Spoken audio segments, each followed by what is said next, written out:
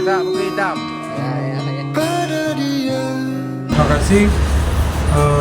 Benar, tadi sudah kita lakukan penyelidikan. Kita sudah mengambil keterangan dari Bapak Hasbalah ya, alias Bapak Rocky, terkait pengelolaan PT Brata Maju oleh CP di Raja Walina periode 2012-2022. Nah, terkait apa isi dari permintaan keterangan tadi, untuk sementara ini saya belum bisa sampaikan karena kita masih penyelidikan, jadi sifatnya tertutup. Tapi nanti kalau sudah penyidikan, semua hasil penyidikan itu kita bakal publish. Oke. Siap.